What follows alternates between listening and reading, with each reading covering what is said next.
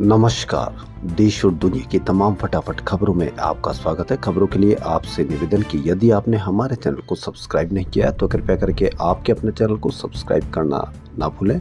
आप सब्सक्राइब करते हैं तो हमें हिम्मत होती है सही और सच्ची खबरें आप तक पहुंचाने की।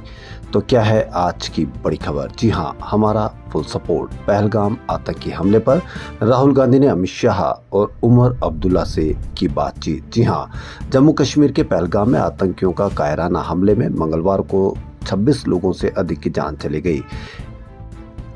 कांग्रेस अध्यक्ष मल्लिकार्जुन खड़गे और लोकसभा में विपक्ष के नेता राहुल गांधी ने इस आतंकी वारदात को लेकर गृह मंत्री अमित शाह से बात की। राहुल गांधी ने सोशल मीडिया प्लेटफॉर्म एक्स पर पोस्ट कर कहा कि पहलगाम आतंकी हमले को लेकर गृह मंत्री अमित शाह, जम्मू कश्मीर के मुख्यमंत्री उमर अब्दुल्ला, जम्मू कश्मीर प्रदेश कांग्रेस कमेटी के अध्यक्ष तारिक कर्रा के साथ बातचीत हुई है। उन्होंने यह भी कहा कि ताजा हालात को लेकर अपडेट मिला, पीड़ितों के परिवारों को न्याय मिलना चाहिए। विपक्ष के नेता राहुल गांधी ने अपनी इसी एक्स पोस्ट में यह भी लिखा कि हमारा फुलेस्ट सपोर्ट है। वहीं कांग्रेस अध्यक्ष खड़गे ने भी गृह मंत्री से फोन पर बात की है।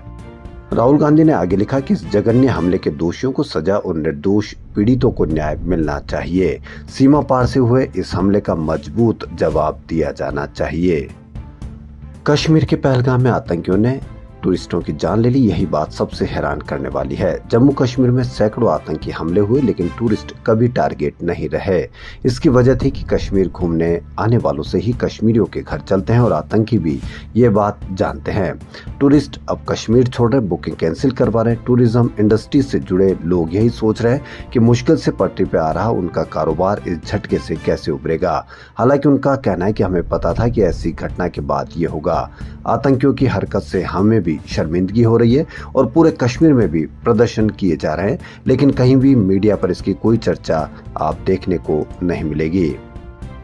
एक और बात जो कहीं पर भी मीडिया पे इसकी चर्चा नहीं मिलेगी, जम्मू कश्मीर के पहलगाम में 22 अप्रैल 2025 को हुए आतंकी हमले के बाद यात्रियों की सुरक्षा और सुविधा को ध्यान में रखते हुए हवाई यात्रा से जुड़े कई अहम फैसले लिए गए हैं।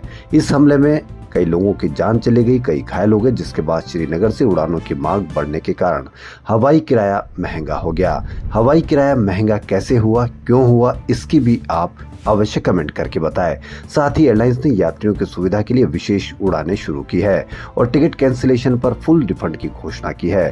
पहलगाम के बेसर घाटी में हुए आतंकी हमलों के बाद श्रीनगर से दिल्ली, मुंबई और अन्य प्रमुख शहरों के लिए हवाई टिकटों की मांग में भारी उछाल आया है। पर्यटक और स्थानीय लोग सुरक्षित स्थानों की ओर जा रहे हैं, जिसके चलते टिकटों की कीमत बढ़ गई है। सूत्रों के अनुसार श्रीनगर से दिल्ली और मुंबई के लिए सामान्य किराए में 20 से 30% की वृद्धि देखी गई। कुछ मामलों में आखिरी मिनट की बुकिंग के लिए किराया दोगुना तक हो गया है।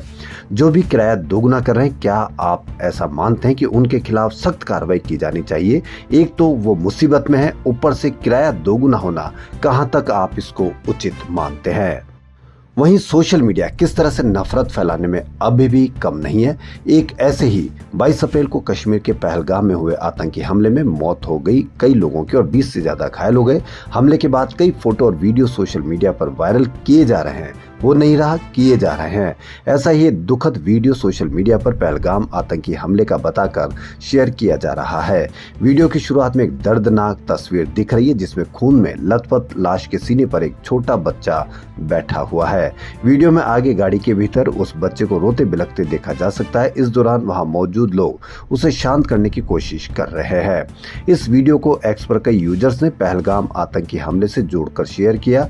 अजय प्रताप सिंह नाम के एक वेरीफाइड यूजर ने लिखा कि इस बच्चे की एकमात्र गलती है कि यह हिंदू है, इसलिए उसने अपने पिता को खो दिया। वे धर्म पूछकर हिंदुओं को चुन चुन कर मार देते हैं और हम उनके लिए आवाज उठाएं तो कुछ लोग कहते हैं कि हम हिंदू मुस्लिम करके घृणा फैला रहे हैं। अभय प्रताप सिंह नाम के एक अन्य वेरीफाइड यूजर ने लिखा कि इस बच्चे की क्या गलती, इसके पिता को इसके सामने ही गोली मार दी गई।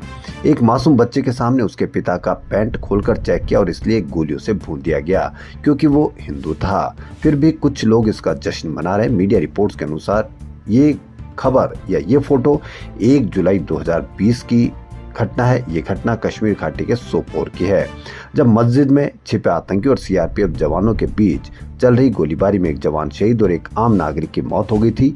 यह आम नागरिक 3 साल के एक छोटे बच्चे के दादा थे, यानी वहीं का एक मृत व्यक्ति की एक छोटे बच्चे के साथ फोटो को पहलगाम के साथ जोड़ करके पूरे देश में वायरल किया जा रहा है और उसके साथ एक टैग और इस तरह की और घटना लिख लिख के कहा जा रहा है कि एकमात्र गलती हिंदू है।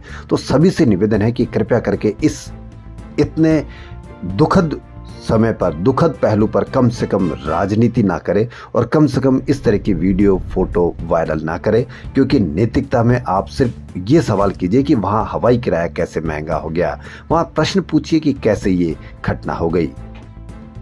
जम्मू कश्मीर के पहलगाम में हुए आतंकी हमले में कई पर्यटकों की मौत हो गई, इससे पूरे देश में शोक की लहर है। वहीं पंजाब के सीएम भगवंत मान समेत सभी दल के नेताओं ने इस हमले की निंदा की है। उनका कहना है कि इस दुख की घड़ी में पूरा देश एकजुट है। हम इस हमले की निंदा करते हैं। साथ ही उन्होंने कहा कि दोषियों के खिलाफ सख्त कार्रवाई की जानी चाहिए। कांग्रेस नेता व सीएलपी प्रताप सिंह बाजवा ने आतंकी हमले को लेकर पोस्ट डालकर लिखा कि पहलगाम के बेसरन घाटी में हुआ भयानक आतंकी हमला पूरी तरह से निंदनीय है। शांतिपूर्ण छुट्टी मना रहे निर्दोष पर्यटकों को निशाना बनाना सरासर कायरता और अमानवीयता का काम है। इस क्रूर हत्या के लिए जिम्मेदार लोगों को जवाबदेह ठहराया जाना चाहिए। खबरों में फिलहाल इतना ही। एक बार पुनः सभी से निवेदन कि कृपया करके पहलगाम को लेकर झूठी मूठी खबरें जो भी आप वायरल करते हैं तो प्लीज वायरल ना करें, क्योंकि देश में शांति अमन चैन बनाए रखने की हम सबकी जिम्मेदारी है। इसलिए कोई भी ऐसा वीडियो आए या फोटो आए उसको पहले जांच ले, परख ले, उसके बाद ही आगे फॉरवर्ड तो कतई ना करें। यदि आपके पास वीडियो आ भी गया तो कृपया करके आप उसके वीडियो को अपने पास ही रखें या फोटो को अपने पास ही रखें। कृपया करके नफरत ना फैलाएं। नफरत फैलाने का ही वो परिणाम था कि उसने इस तरह की कायराना हरकत की जो पूरे देश को झकझोर करके रख दिया है। और इसीलिए आप सभी से निवेदन की झकझोर करने वाली घटना कश्मीरी के लिए या किसी व्यक्ति विशेष के लिए नहीं, पूरे देश के लिए एक ही शर्मनाक घटना है। इसलिए सभी से पुनः निवेदन कि इस तरह की नफरत ना फैलाए, देश में अमन शांति रहने दे। तो फिलहाल इतना ही। धन्यवाद।